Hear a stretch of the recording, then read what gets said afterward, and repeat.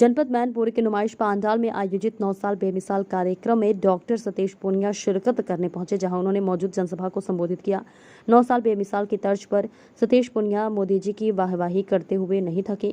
उन्होंने जनसभा को संबोधित करते हुए कहा, जब से देश में भारतीय जनता पार्टी की सरकार बनी है तब से माननीय नरेंद्र मोदी जी प्रधानमंत्री के नेतृत्व में देश का विकास हुआ है। उन्होंने कहा कि उत्तर प्रदेश और देश में जन कल्याणकारी योजना चलाकर हर वर्ग को विकास से जोड़ने का काम किया गया। हर गरीब के घर इज्जत घर बनवाने का काम किया गया है। हर योजनाओं के माध्यम से हर गरीब को लाभ मिला है। ये किसी से छिपा नहीं है। 2024 में होने वाले लोकसभा चुनाव में भारतीय जनता पार्टी 80 की 80 सीटों पर क्या भेजा जीत हासिल करेगी, और जिसमें समाजवादी पार्टी का गढ़ कहे जाने वाले मैनपुरी की जनता भी कमल खिलाने का काम करेगी। जनसभा के दौरान कांग्रेस के अलावा सभी राजनीतिक पार्टियों पर जमकर निशाना भी साधा। क्या कुछ और कहा, आइए हम आपको सुनवाते हैं इस सूटपाट के माध्यम से।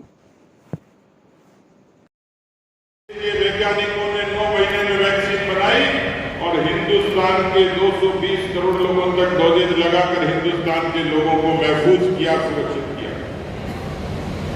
मैनपुरी के लोग भी आज बिना मास्क के और इसीलिए बैठे।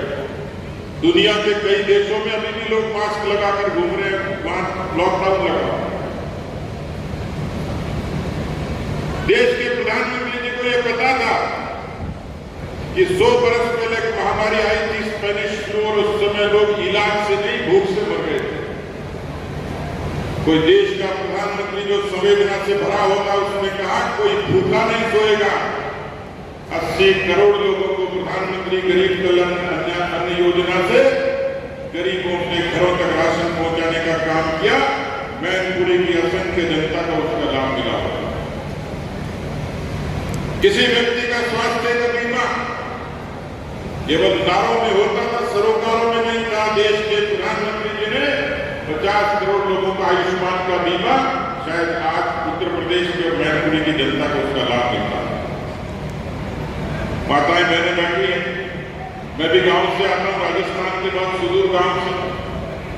मैंने अपनी दादी को, अपनी मां को देखा किस तरीके से गांव में अंधेरा होने का इंतजार करती थी। उनके सुरक्षा पर, सम्मान पर, आरोग्य पर चुनौती थी। देश का कोई प्रधानमंत्री लाल किले से शौचालय बनाने की बात करे तो दुनिया के देश उपहास करते थे, लेकिन इस उपहास की परवाह नहीं की और 10 करोड़ से ज्यादा शौचालय बने और माताओं बहनों को एक तरीके का स्वाभिमान, सुरक्षा और सम्मान मिला।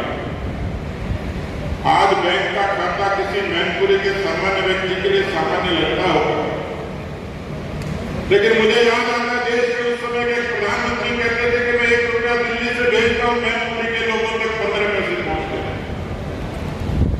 अब ये 85 पैसे कहा जाते हैं, इसका कोई हिसाब किताब नहीं था।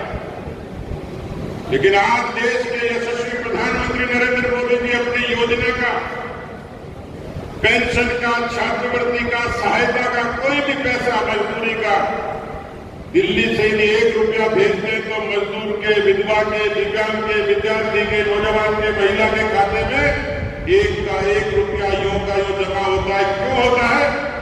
देश के जनधन खातों से प्रधानमंत्री ने भ्रष्टाचार पर नकेल डाली और लोगों को हक का पैसा उनके खाते में जमा करवाया।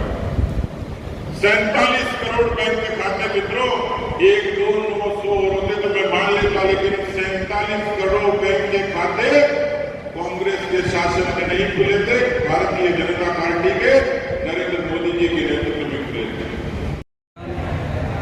शुरुआत हो चुकी है।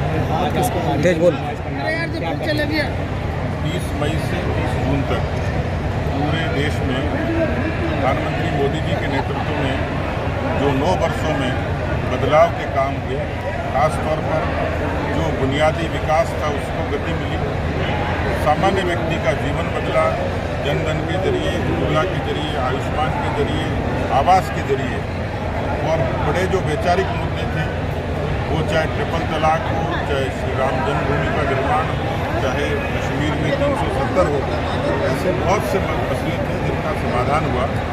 और इसलिए हर दर तक और हर घर तक भारतीय जनता पार्टी का कार्यकर्ता मोदी सरकार की उपलब्धियों को पहुंचाने के लिए अलग तरीके के उपक्रमों से, जिसमें घर घर संपर्क भी है, जिसमें प्रबुद्धजनों से संवाद है, जिसमें व्यापारियों से संवाद है, तो कुल मिलाकर इस पूरे 1 महीने के कालखंड में मोदी सरकार की उपलब्धियों को लोगों के बीच में ले जाएंगे और एक जन चेतना का काम करेंगे इस उद्देश्य के साथ कि 2024 में एक बार फिर से देश का नेतृत्व मोदी जी करेंगे।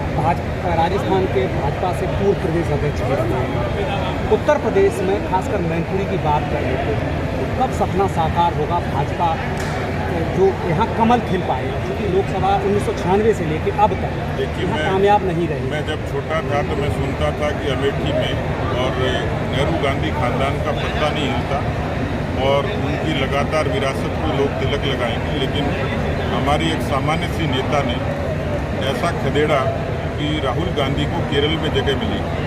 मुझे लगता है कि मैनपुरी की जीत भी कोई दिवा स्वप्न नहीं है। हम लोग एक समय जीत के हार के अंतर को लगातार कम करते हुए नज़दीक पहुँचे।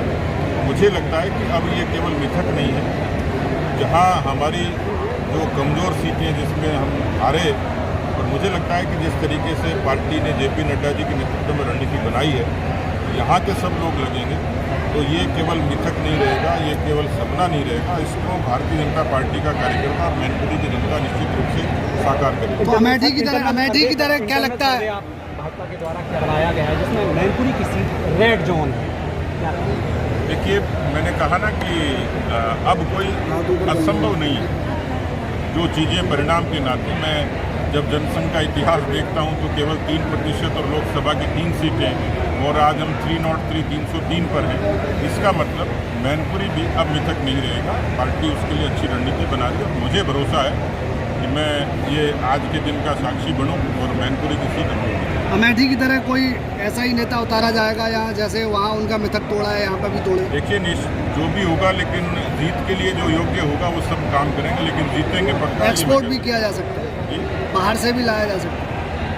मैदान में जब खिलाड़ी उतारा जाता है तो ये नहीं देखा जाता कौन खिलाड़ी है, हम जीत के लिए लड़ेंगे।